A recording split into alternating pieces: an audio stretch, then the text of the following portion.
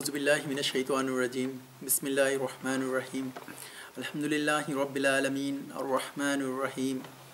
Maliki yawmiddin. Iyyaka na'budu wa iyyaka nasta'in. Ihdinas siratal mustaqim. Siratal ladzina an'amta 'alaihim ghairil maghdubi 'alaihim waladdallin. Allahumma salli ala Muhammad wa ala ali Muhammad kama sallaita ala Ibrahim wa ala ali Ibrahim innaka Hamidum Majid. Allahumma barik ala Muhammad wa ala ali Muhammad kama barakta ala Ibrahim wa ala ali Ibrahim innaka Hamidum Majid. আসসালামু আলাইকুম। আল্লাহ আমাদেরকে সুযোগ দিয়েছেন আবার আমরা এখানে এসেছি হযরত মুহাম্মদ সাল্লাল্লাহু আলাইহি ওয়াসাল্লামের জীবন কথা ও কাজ নিয়ে কথা বলার জন্য। তো আজকে আমাদের যে অংশটুকু নিয়ে কথা বলবো সেটা হচ্ছে ইসলাম প্রচার। আমরা এই পর্বে এসেছি যে ইসলাম প্রচার নিয়ে কথা বলবো এবং এখানে উনি দুইভাবে ইসলাম প্রচার শুরু করেছিলেন ইনিশিয়াল স্টেজে গত পর্বের পরে, সেটা হচ্ছে উনি প্রাইভেটলি এবং পাবলিকলি দাওয়াত দিয়েছেন। সেই অংশটুকু নিয়ে আমরা আজকে কথা বলবো। আজকে আমাদের যেটা বিষয়বস্তু সেটা হচ্ছে আমরা ইসলামের ইতিহাসের দাওয়ার ধাপসমূহ দেখব, যে কীভাবে আসলে হযরত ইসলাম নিজে দাওয়ার অ্যাক্টিভিটিগুলো করেছেন ওনার লাইফে। সো দ্যাট এখান থেকে আমাদের জন্য হতে পারে কিছু লেসন হতে পারে, যেটা হয়তো আমরা আমাদের লাইফে কাজে লাগাতে পারবো। সেকেন্ড হচ্ছে ইসলামের প্রচার, এটা প্রাইভেটভাবে কীভাবে হয়েছে এবং পরবর্তীতে মৌখিক নিজ গোত্রের মধ্যে এবং জনসম্মুখে কীভাবে শুরু হয়েছে সেটা নিয়ে আমরা কথা বলবো। এবং একই সাথে যেহেতু উনি প্রচার করতে গিয়েছেন, সো ওনার যে বিরোধিতা শুরু হয়েছে সেই বিরোধিতা নিয়ে কথা বলে আজকে এখানে শেষ করব। যাওয়ার আগে আমি গত পর্বের সম্পর্কে একটু জাস্ট আলোকপাত করতে চাচ্ছি, এই জন্য যাতে কিনা আমাদের মনে আসতে পারে যে আমরা আসলে গত পর্বে কী নিয়ে কথা বলেছিলাম।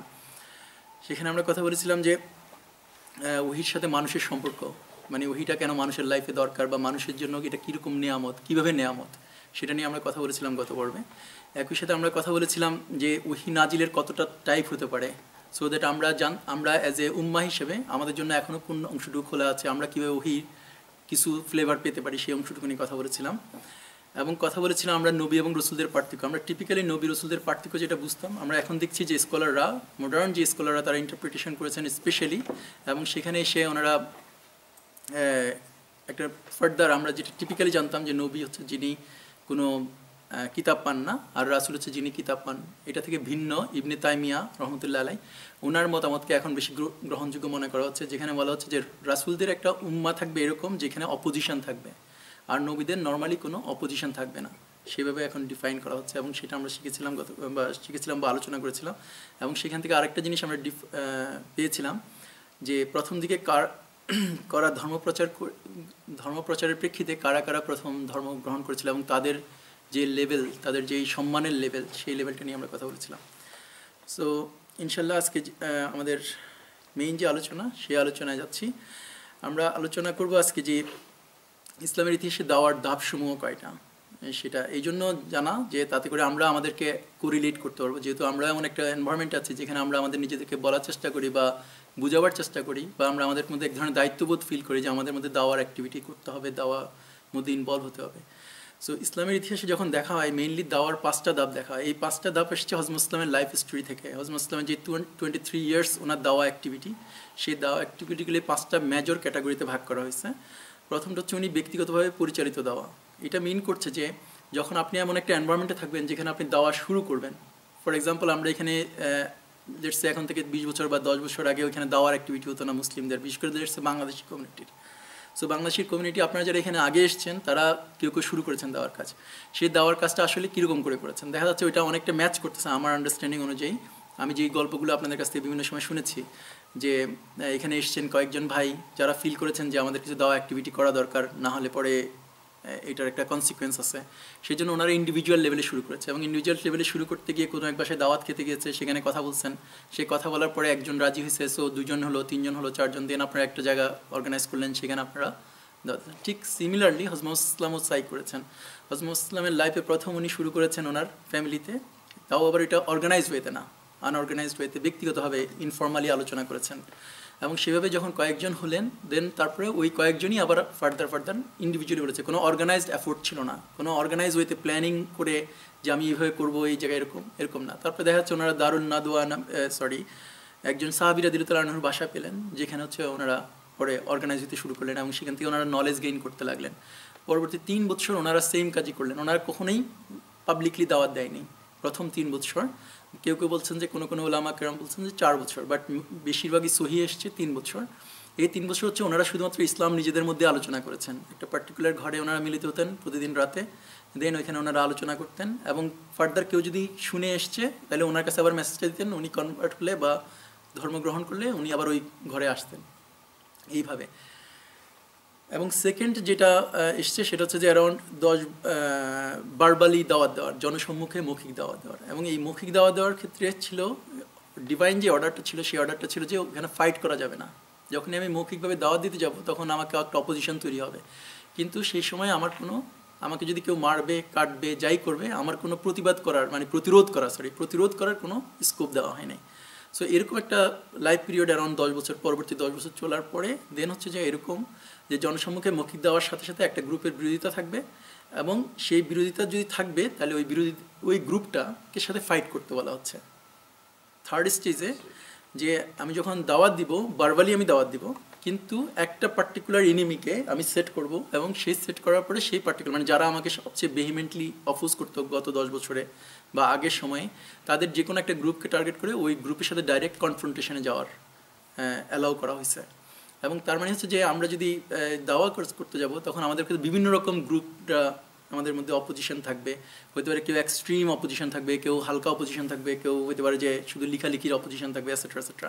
তো ওইখান থেকে যে কোনো একটা গ্রুপকে চুজ করে তার সাথে কনফ্রন্টেশনে যেতে বলছে। এবং দেখা যাচ্ছে ফোর্থ স্টেজে এসে যে কনফ্রন্টেশন এড়াবার জন্য বলতেছে।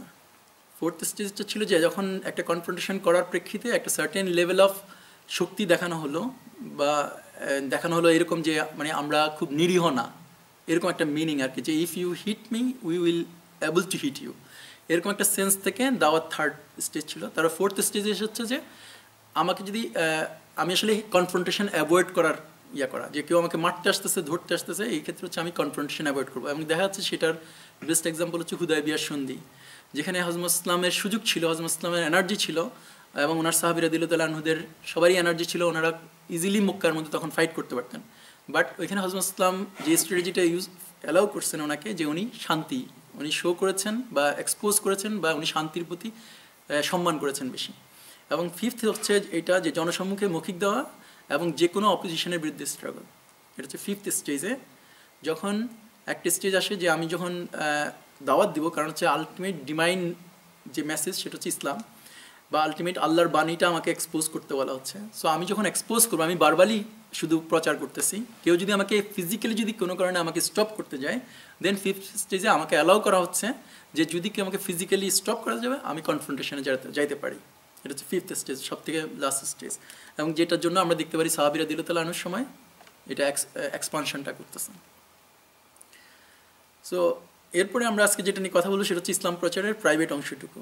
এটা হচ্ছে যে মেইনলি যেটা করা হয় যে প্রথম 3 বছরে দেখা যাচ্ছে যে হযরত ইসলাম আবু বকর রাদিয়াল্লাহু আনহুকে বলছেন, এবং আমরা গত ক্লাসে দেখেছিলাম উনি আবার 5 জনকে বলছেন, ওই 5 জন আবার কাউকে বলছেন, আবার ওনারা স্লেভ শ্রেণীকে বলছেন, তারপর ওনারা আবার কনভার্ট হচ্ছেন, ওনারা আলোচনা করতেছেন। এইটি হচ্ছে মেইনলি প্রাইভেট প্রচার, এখানে কোনো অর্গানাইজ এফোর্ট দেওয়া হয়নি, একটু আগে আমি যেটা বললাম। এবং এটার মেইন ইন্টেনশনটা হচ্ছে যে একটা কমিউনিটিকে রেজ করা in terms of knowledge, in terms of কী বলে আকিদা, ইমান, তারপরে দৃঢ়চেতা, এবং পুরো জিনিসটা বোঝার প্রেক্ষিতে আমি কীভাবে কাজে এটা ইউজ করলাম। এবং এই সময়গুলিতে যেটা এসছে যে নামাজটাও এই সময় এসছে আল্লাহর কাছ থেকে, জিবরাইল ইসলাম আজমত ইসলামকে এই সময়টাই নামাজ পড়ানো শেখানো হয়েছে, কিন্তু ওই সময় বিধানটা ছিল 2 রাকাত পড়তে পারবে যদি কেউ চাইবে, বাট এটা কোনো কম্পালসারি ছিল না।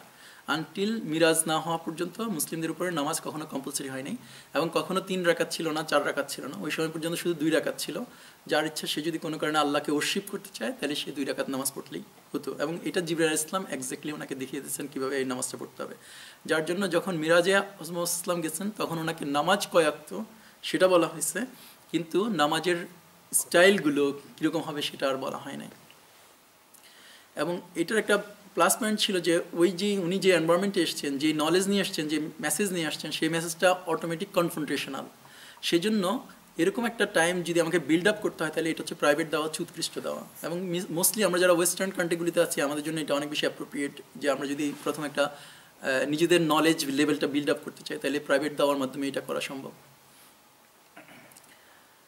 এবং এটার আরেকটা জিনিস সুবিধা আর কি, যে সাহাবীরা রাদিয়াল্লাহু আনহুরা একটা ঠান্ডা মাথায় ধর্মের বিভিন্ন প্রশ্নগুলো যেগুলো হচ্ছে ক্রিটিক্যাল, একটা কমপ্লিটলি নতুন ইস্যুর উপরে, সেই প্রশ্নগুলো জানতে পারছে। এবং আমরা দেখতে পাই যে এই সময় যে সাহাবীরা এসেছেন, এই সাহাবীরা হচ্ছে সবচেয়ে বড় বড় মাইলস্টোন হয়েছেন, মানে সবচেয়ে বড় বড় ফিগার হয়েছেন, বড় বড় রোল মডেল আমাদের জন্য হয়েছেন।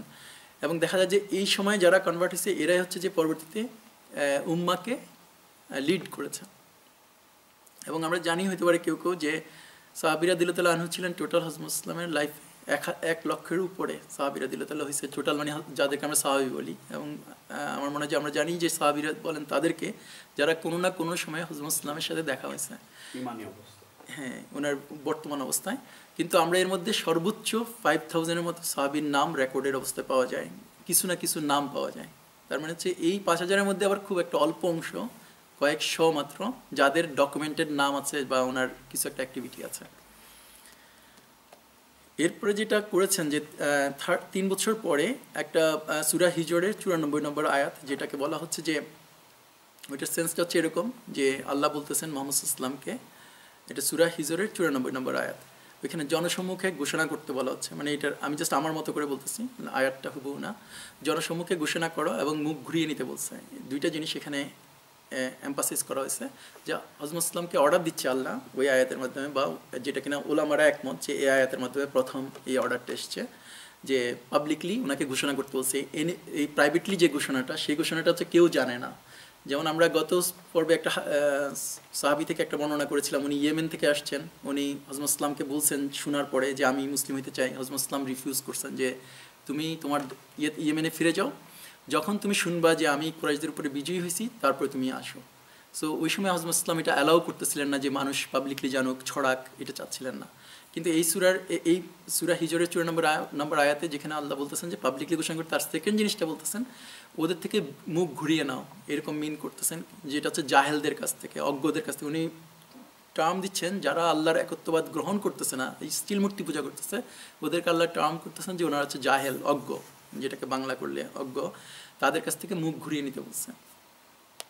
তার মানে হচ্ছে যে এখানে যে জিনিসটা যে আমি যে ইজি বোধটা ছিল, যে সেই ইজিনেসটার থেকে অন্য আরেকটা পর্যায়ে মানে উন্নীত করছে হযরত ইসলামকে। আরেকটা বলা হয় সূরা শুআরা, নাম সম্ভবত উচ্চারণটা আমার হচ্ছে কিনা আমি জানি না, এটা শুআরা, ওইটা হচ্ছে 214 নম্বর আয়াত। ওইখানে বলা হচ্ছে যে আল্লাহ বলতেছেন সাবধান করুন এবং নিকটতম মানুষদের, এখানে আরেকটা ওয়ার্ড স্পেসিফিক ইউজ করছেন, নিকটতম মানুষদের। এখন এটা ওলামারা যেটা করেন যে নিকটতম মানুষ বলতে ওনারা বোঝাচ্ছেন যে পুরো কুরাইশ ট্রাইবটাকেই নিকটতম বলতেছেন, যেহেতু এটা সবাই একটা রুট থেকে এসছে এবং যার কাছে হযরত ইসলাম এসেছেন। সো এই দুইটা হচ্ছে প্ল্যাটফর্ম যার ভিত্তিতে হযরত ইসলাম দাওয়াত পাবলিকলি দাওয়াত দিতে গেছেন। এবং উনি এটাকে এইভাবে ভাগ করেছেন, প্রথম হচ্ছে যে ওনার নিজস্ব যে গোত্রটা, সেটা হচ্ছে যে বনি হাশিম, ওই গোত্রের মধ্যে উনি দাওয়াত দিবেন। এই জন্য উনি যেটা করেছেন, উনি একটা ফিস্টের আয়োজন করছেন এবং সেই ফিস্টের মধ্যে আলী রাদিয়াল্লাহু আনহুকে উনি বলেছিলেন যে খাবার তৈরি করতে এবং কিছু ঝোল তৈরি করতে। এবং কেউ কেউ বলছেন যে কোনো কোনো বর্ণনা আছে, এটা হচ্ছে ইয়া থেকে, ইবনে হিসাম থেকে, যে ওইখানে হচ্ছে একটা ভেড়ার একটা পা ছিল, একটা পাকে রান্না করছে, মানে এতটুকু। এবং যখন দাওয়াত দিছে তখন 40 জনের বেশি বনি হাশিম গোত্রের অ্যাডাল্ট মানুষ আসছে, পুরুষ এবং মহিলা। এবং ওনারা যখন এসছেন তখন হচ্ছে যে ওনাদেরকে ফিস্ট করানো শুরু করলো। এবং ফিস্ট করতে গিয়ে হযরত ইসলাম হচ্ছে প্রথম নিজে মুখে নিছেন খাবারটা, তারপর হচ্ছে উনি সার্ভ করছেন। এবং বলা হচ্ছে যে ওই ইয়াতে সিরাতে যেভাবে আছে যে যখন 40 জনই খেতে শুরু করছে, সবাই এমনভাবে খেয়েছে যে এটা হচ্ছে একটা মুজেজার মতো ব্যাপারটা ছিল, এরকম যে যখন খেতে শুরু করছে সবাই ফিল করছে লাইক এই প্লেটটা পুরোটাই আমিই খেয়েছি, মানে ওরকম তৃপ্তি সহ খাইছে, ফুললি খাইছে, কোনো ফিল করে না যে আর কারোর সাথে সে শেয়ার করছে। এবং ওইটা এত পরিমাণ বারাকা ছিল। এবং যে পেয়ালা দিয়ে খাইছে সেই পেয়ালার ওই ঝোলটা আর কি, তারা মনে করছে ওইটা ফুললি সেই খাইছে, এরকম কিনা, এটা একটা মিরাকলস ছিল। তো কিন্তু আবু লাহাব যে কাজটা করছে এখানে, যে আবু লাহাব ফিল করছে যে something is going to happen, মানে কিছু একটা নেগেটিভ কিছু একটা ফিল করছে সে, বা একটা সেন্স তৈরি হয়েছে যে কিছু একটা মুসলিম বলবে, কিন্তু সে ওইটা জন্য ওয়েলকাম ছিল না, বিদায় সে কী করছে, আগে থেকে উঠে চলে গেছে, খাবারের পর্যায়ে থেকেই উঠে চলে গেছে। উঠে চলে যাওয়ার সময় যেটা মনে হয় আমি সেন্স করতে পারি, আমি যখন এটা শুনতেছিলাম, যে একজন যখন উঠে যায়, আমরা অনেক সময় গ্রামের মধ্যে দেখি যে হঠাৎ করে সভা থেকে একজন উঠে যায়, তার সাথে সাথে আরও 3, 4 জন 5 জন উঠে যায়, ঠিক অনেকটা ওই স্ট্র্যাটেজি, এটাকে অনেকটা পলিটিক্যালি মিন করতেছিলেন যখন শুনছিলাম আর কি, যে উনি যখন উঠে গেছেন ওনার সাথে আরও কয়েকজন ওনাকে অনুসরণ করে বের হয়ে গেছেন। বের হয়ে যাওয়ার জন্য হযরত মুসলিম ওই দিন আর বলতেই পারে নাই, মানে উনি যেটা বলার জন্য প্ল্যান করছে সেটা আর বলতে পারেনি। সো কিছুদিন পরে বা কয়েক সপ্তাহ পরে হযরত মুসলিম আবার সিমিলার একটা ফিস্ট আয়োজন করছে, এবং ওই দিন খাবার চলাকালীন সময় উনি উঠে দাঁড়াইছে। উঠে দাঁড়ায় উনি ওদেরকে সম্বোধন করছেন এবং এই জাতীয় কথাগুলি বলছেন, যেটা মানে আছে, তো এখানে আমার মতো করে বলতেছি আমি, যে ও বনি আব্দুল মুত্তালিব, এটা সম্বোধন করছেন আব্দুল মুত্তালিব থেকে এই অংশটুকুকে, এবং বলছে যে আমি তোমাদের সাথে এমন একটা তথ্য শেয়ার করছি যেটা কোনো আরবের কোনো সন্তান কখনো শেয়ার করেনি। তারপর উনি বলতেছেন যে আমি তোমাদের যে জিনিসটা শেয়ার করবো সেটা তোমাদের ইহকালের জন্য উপকারী এবং পরকালের জন্য উপকারী, এরকম হচ্ছে ভূমিকাটা এরকম। তারপর উনি যেগুলি বলে নর্মালি, যে আপনার মূর্তি পূজাটা কেন এটা রাইট না, এবং আল্লাহ কেন এক, এবং আমার কেন আত্মীয় স্বজনের প্রতি হক আদায় করা উচিত, কেন আমার প্রতিবেশীর প্রতি হক আদায় করা উচিত, কেন আমি ভালো কাজের উপদেশ দেওয়া উচিত এবং খারাপ কাজ থেকে দূরে থাকা উচিত, এই জাতীয় একটি স্পিচ দিচ্ছেন। এবং এই স্পিচটা যখন দিচ্ছিলেন উনি তখন, এবং আইডোলিট্রি যে খারাপ এটাও আর কি ওনার কথাতে ছিল, তখন খাবারের একটা পর্যায়ে বা খাবার শেষ হয়ে যাওয়ার পরে রিয়াক্ট করছে এই যে আবুল আহাব, হ্যাঁ আবুল আহাব হচ্ছে হযরত ইসলামের চাচা, কিন্তু আপন চাচা না, উনি হচ্ছে যে সৎ চাচা।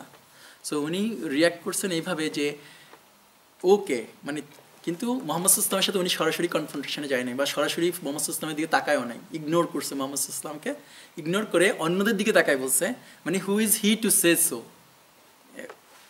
ওকে এটা বলার জন্য, মানে এই ধরনের একটা যে ভ্যালুয়েবল কথা যদি হবেও অ্যাজ ইফ এটা বলতে হলে এটা আবু তালেব বলবে বা এটা আমি বলবো বা আমাদের মতো কেউ একজন বলবে যে কিনা গ্রহণযোগ্য। সো আব্দুল মুত্তালিবের যে ট্রাইব বা যে বনু হাসিম, সেই বনু হাসিমের মধ্যে তো মোহাম্মদ তো ফ্যাক্টর না এখনো, স্টিল আমরা যারা সিনিয়র আছি তারা, এটাও আমার মনে হয় যে আমরা আন্ডারস্ট্যান্ডেবল যে আমাদের গ্রাম দেশে কী হয়, যদি কেউ একজন ইয়াং কেউ একজন কিছু বলে তুমি বসো, তুমি বলার কে, ঠিক অনেকটা ওই ভঙ্গিতে আর কি বলছে এখানে। তো বলার পরে দেখা গেছে যে আর কেউ রিয়াক্ট করে নাই, উনি শুধু রিয়াক্ট করছে, কিন্তু যে জিনিসটা হয়েছে অন্যান্য আত্মীয় স্বজনরা মনে করছে এটা একটা ছোটো ছেলে কথা বলছে আর কি, এরকম টাইপের হয়েছে, কেউ এটাকে সিরিয়াসলি নেয় নাই, কেউ এটার পক্ষেও কথা বলে নাই, কিছু বিপক্ষেও কিছু বলে নাই, খেয়ে দিয়ে চলে গেছে। এরকম ছিল ওনার মেইন এই এফোর্টটা আর কি। এই এফোর্টে কেউ কনভার্ট হয় নাই, কেউ রিফিউজও করে নাই আদার দিন আবুল আহাব, এবং আবুল আহাব এরপরে কোনো শত্রুতাও করতেছে না, ইয়াও করতেছে না। কিন্তু হযরত ইসলাম এই পর্যায়ে থেমে যায় নাই। হযরত ইসলাম প্রাইভেটলি আর কোনো দাওয়াত দিছে এরকম আমরা রেকর্ডেড আর পাই না, কিন্তু হইতে পারে উনি করছেন। কিন্তু আমরা পরবর্তী যেটা পাই সেটা হচ্ছে জনসম্মুখে উনি সরাসরি কথা বলছেন, যেটা সিরাতে আর কি ডকুমেন্টেড অবস্থায় আসে। সেটা হচ্ছে ওর থেকে আরও কয়েক সপ্তাহ পরের কথা। সেখানে হচ্ছে উনি একটা পাহাড়ের উপর উঠছেন, যেটা হচ্ছে আমরা জানি যে সাফা মারোয়া, ওর মধ্যে সাফার মধ্যে পাহাড়ে, ওইটা ওই সময় লটা ছিল এরকম, যখনই আমি পাবলিক কোনো ব্যাপারে ওয়ার্ন করতে চাই মক্কার ট্রাইবদেরকে, তখন এটা ছিল লটা ছিল, সে ওই সাফা পাহাড়ের উপরে উঠে সেই স্পিচটা দিবে। স্পিচটা দিলে পরে এটা মানে মানুষ জনগুরুত্ব সম্পূর্ণ আর কি এই ধরনের ইস্যু মিন করে। এবং সেক্ষেত্রে উনি সাফা পাহাড়ের উপরে উঠে উনি ডাকছেন, এবং ডাকতে শুরু করছেন এরকম করে যে উনি ওনার থেকে সবচেয়ে ডিস্টেন্ট যেই ট্রাইব গোত্র, সেই গোত্রতে। সো আমার এখানে যে শিখার ব্যাপার আছে এরকম আমার কাছে মনে হয় যে আমাদের এখানে শেখা উচিত এরকম, যে ওনার স্টাইলটা আর কি, ওনার স্টাইলটা ছিল যে ওনার নিজের কাছের লোক থেকে সবচেয়ে দূরতম যে সম্পর্ক ওই গোত্রকে ডাকছেন, এবং ডাকছেন এরকম করে বনি, যেমন বনি ইবনে কাইনুকা, বনি এইটা বনি, এরকম করে কিছু নাম ধরে গোত্রের নাম ধরে ডাকছেন। এবং ডাকতে ডাকতে সবাই শেষে উনি ডাকছেন যে বনু হাসিম। তারপর উনি বনু হাসিমকে ডাকার পরে উনি যে কাজটা করছেন যে উনি ওনার ফ্যামিলিতে চলে আসছেন, লেটসে নামে চলে আসছেন, যে ইয়া আবু তালিব, ইয়া আবুল আহাব, বা আবুল আহাবের নাম যেটা ছিল ওইটা, সেরকম করে উনি ডাকতে ডাকতে লাস্টে উনি যেটা করেছেন যে সবাই শেষে উনি ইভেন ইনক্লুডিং করছে ওনার মেয়ে ফাতেমা রাদিয়াল্লাহু আনহা, ওনাকেও ডাকছেন ওই সম্বোধনের মধ্যে। এবং সেই সম্বোধন করে উনি ওদেরকে সিমিলার টাইপেরই মেসেজ দিয়েছেন, যে মেসেজটা হচ্ছে এরকম যে আল্লাহ হচ্ছে বেটার একটা কথা বলে। এর আগে উনি একটা কিছু করেছেন, সেটা হচ্ছে যে ভূমিকার মতো, সেটা ছিল এরকম যে ওদেরকে জিজ্ঞেস করছে যে তোমরা কি আমাকে চিনো কিনা, তখন ওরা অনেকেই বলছে হ্যাঁ চিনি। কেমন চিনো? বুঝি মোহাম্মদ, তোমাকে আমরা ছোটোবেলা থেকে এরকম দেখছি, তুমি ভালো ক্যারেক্টারের, আখলাকের, তুমি সত্য কথা বলো, এটসেট্রা এটসেট্রা।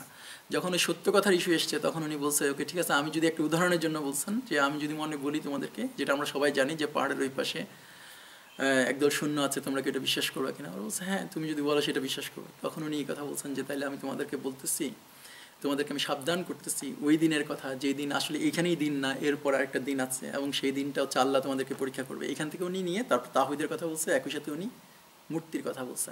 যখনই মূর্তির কথা বলছে তখনই হচ্ছে যে আবু জাহেল রেগে গেছে এবং সে ওই যে এক মুঠ মাটি নিয়ে বা বালি নিয়ে ওইটা ছুঁড়ে মারছে। এবং তখন উনি যেটা বলছে যে মানে একটা নেগেটিভ কথা বলছে, সেটা হচ্ছে যে মানে আমরা টিপিক্যালি গ্রাম দেশে ওইটা বলে আর কি, যে গজব টাইপের, যে তখন ওই ওই বলার কারণেই ইমিডিয়েটলি পরপর এখন কেউ কেউ বলছেন যে কোনো কোনো বলছে ওই পাহাড়েই আসছে এটা মেসেজটা, যে তাব্বাতিয়া দা আবিলা হবে তাব না এই সূরাটা।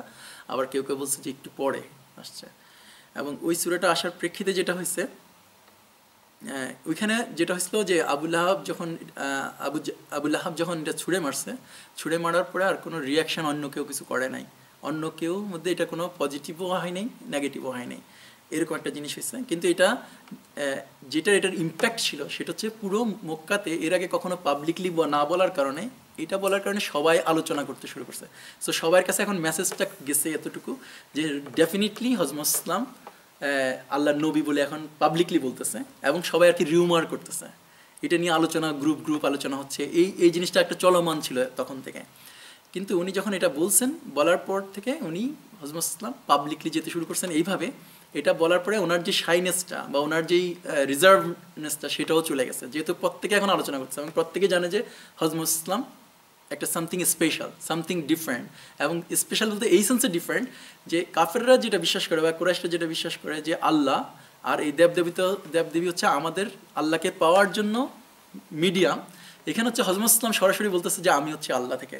সো মানুষের মধ্যে এই জিনিসটা বিভিন্ন রকমভাবে আলোচনা আসছে, কেউ পক্ষে বলতেছে কিছুটা, কেউ বিপক্ষে বলতেছে, কেউ এটার সন্দেহ করতেছে, কোশ্চেন রেজ করতেছে, আর্গু দিচ্ছে। আর হজরত ইসলাম এটার কারণে প্রথম সুযোগ পেলেন যে উনি এখন পাবলিকলি যে কোনো জায়গায় বলতেছিলেন। উনি মক্কার কাবা ঘরের পাশেই হচ্ছিলেন, কারোর সাথে দাঁড়ায় রাস্তার কোনায় দেখা হচ্ছে, দাঁড় করাচ্ছেন, কথা বলতে পারতেছেন। সো এর আগে পর্যন্ত এক ধরনের শাইনেজ ছিল যে হজরত ইসলাম পাবলিকলি কাউকে রাস্তার কোনায়, বাজারে বা কাবার পাশে কথা বলতেন না। কিন্তু এরপর থেকে হজরত ইসলাম এটা করতে পারতেছেন। সো এইখান থেকে আমাদের অনেকগুলো জিনিস শেখার আছে, যে এই জিনিসটা আমার কাছে মনে হয় যে আমরা যদি একটু চিন্তা করি তাহলে আমরা হয়তো পারে এরকম পাবো যে আমাদের মধ্যে সবার মধ্যে আমরা যেমন নিজেরা এখানে আছি, আমরা যখন দাওয়াতের কাজ করতে যাই, আমরা কিছুদিন আগে একবার পাবলিকলি দাওয়াত দিতে গিয়ে আমরাও ফিল করছি এখানে অনেক চমৎকার আইডিয়া ছিল, চমৎকার জিনিস শেয়ার হয়েছে। আমরা একবার নরব্রতে এখানে দাঁড়াইছিলাম যে আমরা অনেকেই বিভিন্ন রকম দ্বিধাদ্বন্দ্বে ছিলাম। দেখা গেছে যে এখানে আলমগীর ভাই এখানে এক্সপেরিমেন্ট করতেছেন, ফর এক্সাম্পল যে উনি এরকম করে সামনে গিয়ে দাওয়াতের চিঠি দিচ্ছেন, ওইটা কাজ করতেছে না, পরে উনি আবার চেঞ্জ করলেন, এরকম আমরা ওইগুলি পরে আমরা নিজেরা শিখতেছিলাম আর কি, যে আমাদের যখন নিজস্ব গ্রুপ ডিসকাশন হচ্ছে। সো আমার কাছে মনে হয় যে হজরত ইসলামের এই অংশটুকু থেকে আমাদের যদি এখানে কিছু আমরা ডিরাইভ করি, এইখানে এটাকে যদি আমরা বিচার বিশ্লেষণ করতে পারি, ইন ফিউচারে যখন আমরা আমাদের মতো করে আবার দাওয়াতের জন্য ফার্দার মিটিংয়ে বসবো, তখন সম্ভবত এখান থেকে আমাদের কিছু ডিরাইভ করার মতো থাকবে, যেটা হয়তো পারে আমাদের মানে ভালো কাজে লাগবে। যেহেতু হজরত ইসলাম এই কাজ করতেছিলেন, যে পাবলিকলি যাচ্ছিলেন মক্কায় বাজারে এরকম কাবা ঘরের পাশে, তাতে করে ওনাদের মধ্যে বিভিন্ন রকম রিয়াকশন হতে শুরু করছে। এবং কেন হতে শুরু করছে, দেখা যাচ্ছে যে ওনাদের আপন লোকেরা কনভার্ট হতে শুরু করছে। যারা বিশেষ করে যারা ফিগার হেড ছিলেন, যারা ইনফ্লুয়েন্সিয়াল ছিলেন, তাদের ফ্যামিলির মধ্যেই মানুষজন কনভার্ট হয়েছে। এবং ওনারা যখন এটি জানতে শুরু করছে তখন ওনারা বিরোধিতা শুরু করছে। এখন বিরোধিতাটা কীভাবে করবে, ওনারা মনে করছে যে আমাদের জন্য প্রথম টার্গেটই করতে হবে যে এটার ইনিশিয়েটর, সেটা হচ্ছে হজরত মুহাম্মদ সাল্লাল্লাহু আলাইহি ওয়াসাল্লাম, ওনাকে আমাদেরকে সাইজ করে ফেলতে হবে। সো এটা হচ্ছে ওদের ইন্টেনশন ছিল। সো তারা যখন এখানে আরেকটা জিনিস কথা বলা দরকার, সেটা হচ্ছে দারুল নাদোয়া আছে, এটা নিয়ে আমরা আগে কথা বলি নাই। দারুল নাদোয়া ছিল এরকম যে টোটাল প্রায় এখানে 10 থেকে 15টা সাব ট্রাইব ছিল মক্কাতে। ওইখানে অ্যাপ্রক্সিমেট কেউ ইভেন কোনো আলোচনা আছে 1000 মাত্র লোক ছিল কিনা, বাট ওইটার অত বেশি অথেন্টিসিটি পাওয়া যায় না। পাওয়া যায় যে 3 থেকে 5000 লোক ছিল কাবাঘর কেন্দ্রিক মক্কা শহরে। তো এই 3 থেকে 5000 যে ওইটার মধ্যে অ্যারাউন্ড 10 to 15, কেউ বলছে আরও অনেক বেশি সাব ট্রাইব ছিল। কোনো ট্রাইবের কিনা 100 জন 150 জন ফ্যামিলি ছিল, এটা নিয়ে একটা ট্রাইব ছিল, সাব ট্রাইব ছিল। কিন্তু যেই একটা ট্রাইব অফিসিয়ালি যদি একটা ট্রাইব হচ্ছে, সেই ট্রাইবেরই একজন রিপ্রেজেন্টেটিভ ছিল দারুল নাদোয়া অনেকটা হচ্ছে পার্লামেন্টের মতো, কিন্তু এখানে কোনো প্রাইম মিনিস্টার বা রাজা টাইপের কেউ ছিল না, মানে কেউ অবিচ্ছিন্ন ভূমিকা পালন করার কেউ ছিল না। সো ওইখানে ওরা কথা বলার পরে ওরা যে জিনিসটা ফিল করছে যে এটা যদি শেষ করতে হয় তাহলে আমাদের আবু তালেবের কাছে যেতে হবে। এবং আবু তালেবের কাছে যাওয়ার রিজনটা ছিল এরকম যে ওইখানে যে ট্রাইবাল প্রথাটা ছিল, সেই প্রথাটা ছিল এরকম যে প্রত্যেক ট্রাইবের যিনি হেড, উনি যদি কাউকে যদি শেল্টার দিবে, অন্য কেউ দ্বারা সম্ভব হবে না ওকে কোনো রকম করে ইনসাল্ট করা, কোনো রকম করে আঘাত করা, কোনো রকম কিছু করা। এর প্রেক্ষিতে ওরা আবু তালেবের কাছে অ্যাপিল করলো এরকম করে যে যেটা প্রথম বলছে যে হযরত ইসলাম ওনাদের দেবদেবীর এগেনস্টে কথা বলতেছে, যেটা এবং ওনাদের পূর্বপুরুষদেরকে মেলাইন করতেছে, ওদেরকে গালাগালি করতেছে এবং খারাপ কথা বলতেছে। এটা ছিল মেইন ওনাদের ইয়েটা। এবং আমরা যদি এখনকার সময় দেখি তাহলে দেখা যাবে যে এই একই কথাগুলি আমরা বলতেছি, মানে আমরা বলতেছি বলতে যারা আমাদের বিরোধিতা করতেছে তারা ওই সেম টাইপের, যে এরা হচ্ছে অন্যদেরকে কার্সিং করে, অন্যদেরকে মেলাইন করে, অন্যদের অসম্মান করে, এটসেট্রা এটসেট্রা। তো ওরাও ঠিক সেম কাইন্ড অফ কথা আবু তালেবকে বলছে। এবং আবু তালেব ওদেরকে যে কাজ করছে সেটা হচ্ছে ভালো ভালো কিছু কথা বলে বিদায় করে দিছে। উনি অ্যাকশান নিবে এরকম কোনো কিছু বলে নাই, অ্যাকশান নিবে না এটাও বলে নাই, এরকম ছিল। কিন্তু যেহেতু কিছুদিন পরে আরও বড় হচ্ছে, কমিউনিটি বড় হচ্ছে হযরত ইসলামের, সেক্ষেত্রে ওরা যেটা করছে সেকেন্ড অফার দিছে এরকম যে আইদার তুমি তাদেরকে থামাও অথবা আমাদের হাতে তুলে দাও। অনেকটা যে আমাদের জর্জ বুশের স্টাইল, যে আমাদের পক্ষে অথবা ওদের পক্ষে, ওরকম মানে দুইটাই অপশান দিচ্ছে, হয় আমাদের কাছে তুলে দাও অথবা তুমি তাকে থামাও। তখন এই প্রেক্ষিতে এসে আবু তালেব যেটা করছিলেন, যে আবু তালেব মনে করছেন যে এটা সিরিয়াস, কারণ হচ্ছে এত বেশি লোক একসাথে এসে ওনাকে বলছে। সো উনি হযরত ইসলামকে ডাকাইছেন এবং হযরত ইসলামের সাথে কথা বলছেন। তারপর আমরা জানি ওই উদাহরণটা, যেটা হচ্ছে যে চাঁদ এবং সূর্যকে যদি দুই হাতে দেয় তাহলে উনি থামতে পারবেন না। কেউ কেউ আরেকটা বলছেন যে এটা ছাড়া, এটা একটা মতামত। আরেকটা মতামত ছিল যে হযরত ইসলাম বলছে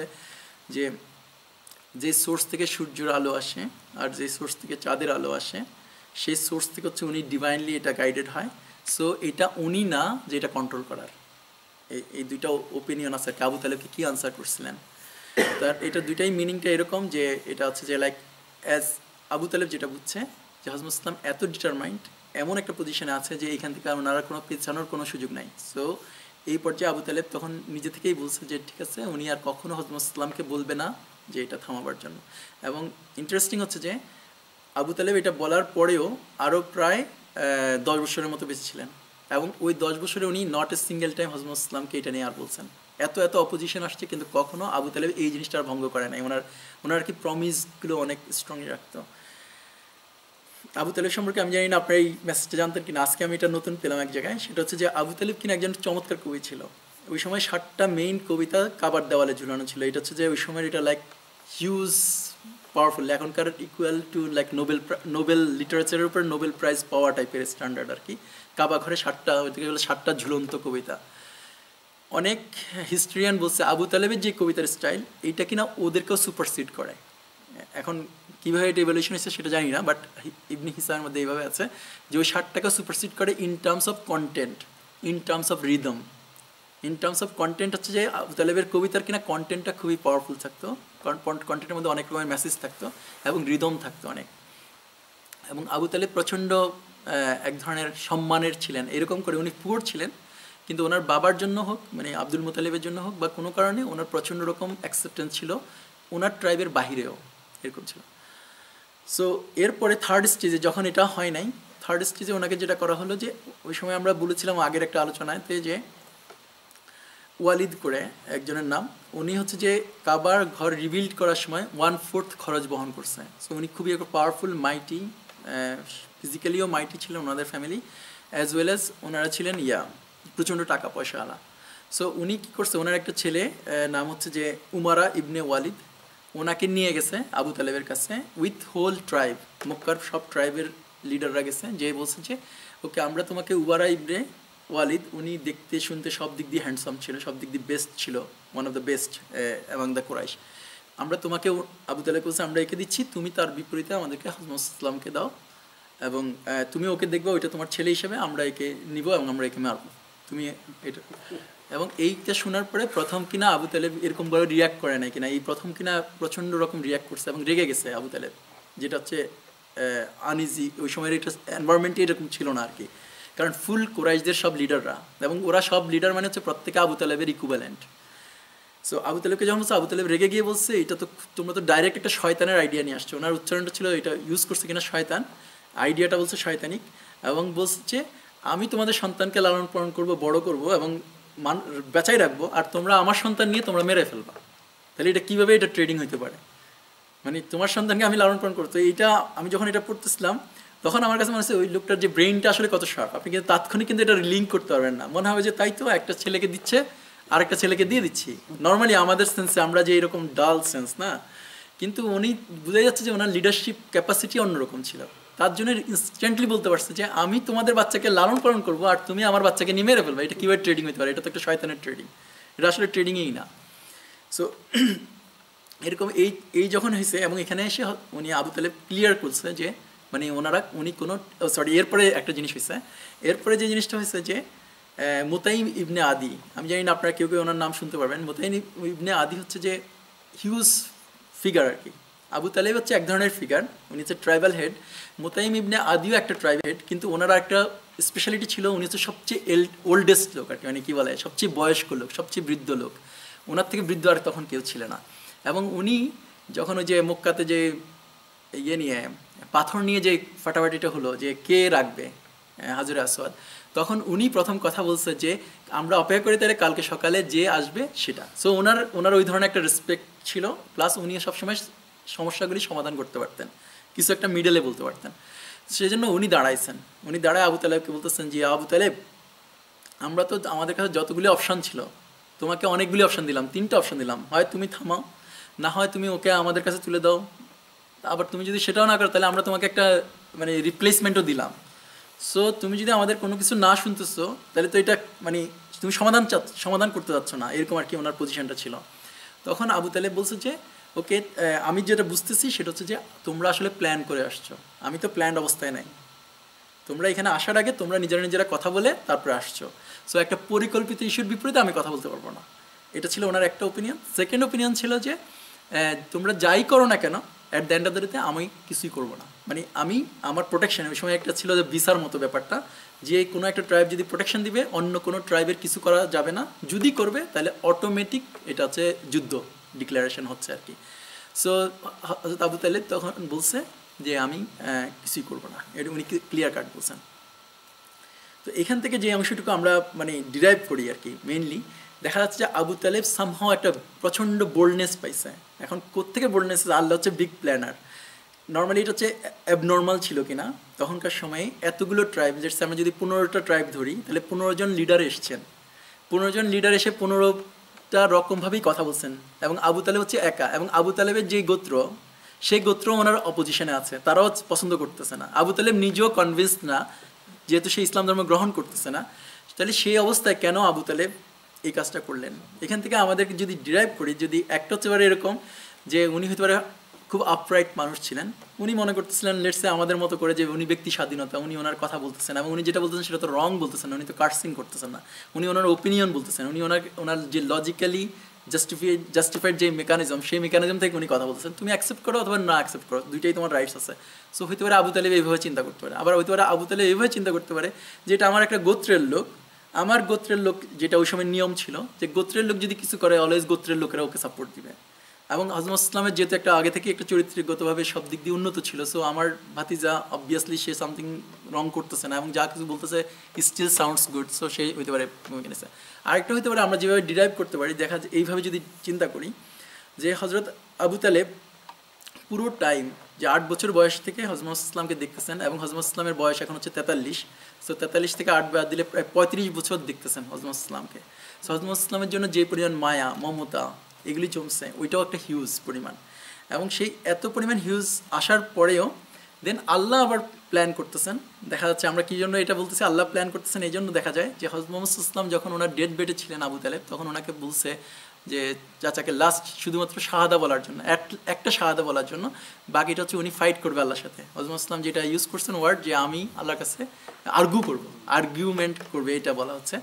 তখন এই যে বলতেছে, কিন্তু আবু তালেব তারপরও কনভার্ট হচ্ছে না। তাহলে যদি কনভার্ট হলো না, তার মানে উনি 100% মনের মধ্যে আনে নাই, যে হতে পারে ওনার মনের মধ্যে ছিল, বাট উনি 100% কনভিন্স হয় নাই যে ওনাকে শাহাদা বলতে হবে। বা ওনার যে ইগোইস্টিক, সেই ফ্যামিলি আব্দুল মুতালেবের বনি হাশিম গোত্রের উনি হেড, এই জিনিসগুলো ওনার মধ্যে একটা কমপ্লেক্সলি ওনার মধ্যে রয়ে গেছে। সো আল্লাহর পরিকল্পনা অনুযায়ী উনি দেখা যাচ্ছে যে কনভার্ট হয়নি। যদি উনি কনভার্ট হতেন তাহলে হতে পারে যে ইসলামের প্রোটেকশন অনেক আগেই সরে যেত, কারণ তখন অটোমেটিক্যালি আবুল্লাহ হতো বনি হাশিম গোত্রের প্রধান, এবং আবু তালেব আলটিমেটলি হযরত ইসলামের ফলোয়ার হলে ওনার আর প্রোটেকশন থাকতো না। সো এই জিনিসটা থেকে এইভাবে ডিরাইভ করা যায় যে আল্লাহ সম্ভবত এটাকে আল্লাহরই প্ল্যান। আমরা যদি আবার পরে থেকে জানি যে হযরত ইসলামকে জিজ্ঞেস করা হয়েছে যে আবু তালেব আপনার জন্য এত কিছু করলো, সো আবু তালেবের পজিশনটা কি হবে তাহলে। আবার আমরা জানি এটাও যে হযরত ইসলাম প্রচুর দোয়া করছেন আল্লাহর কাছে, এবং একটা পর্যায়ে আল্লাহ একটা সূরা পাঠাইছেন। ওই সূরাটা হচ্ছে যে ওইখানে সরাসরি আল্লাহ বলছে যে এরকম করা যাবে না, কোনো মুসলিম সরাসরি কাফেরের জন্য, কাফেরের নাজাতের জন্য বা নন বিলিভারের নাজাতের জন্য আল্লাহর কাছে সরাসরি দোয়া করা যাবে না, এটার জন্য না করা আছে।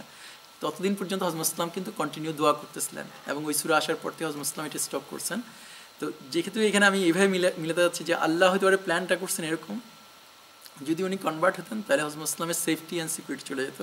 আর মিরাজ থেকে আমরা আবার জানি যে আল্লাহ যখন জিজ্ঞেস করা হয়েছে যে আবু তালেবের পজিশনটা কী হবে, তখন হযরত ইসলাম বলছে উনি মিরাজ থেকে আসার পরে যে আবু তালেবকে আল্লাহ এমন একটা জায়গায় রাখছেন যে জায়গাটা হচ্ছে দোজগের একবার লাস্ট এন্ড, যেখানে উনি দোজগেই আছেন, দোজগের সবচেয়ে কম লেভেলে আছেন, এবং এর থেকে আর কম কেউ থাকবে না দোজগের মধ্যে, ওই লেভেলটায় উনি থাকবেন। এতটুকু হচ্ছে মেইনলি আজকে আলোচনা। আমি তাড়াতাড়ি করলাম। যদি এরপরে আপনাদের যদি কারো কোনো কমপ্লিমেন্ট থাকে বা কোনো কিছু যোগ থাকে তাহলে সেটা করতে পারি, বাট এতটুকু আজকের আলোচনা। ওয়াকির দাওয়ানা আলহামদুলিল্লাহ।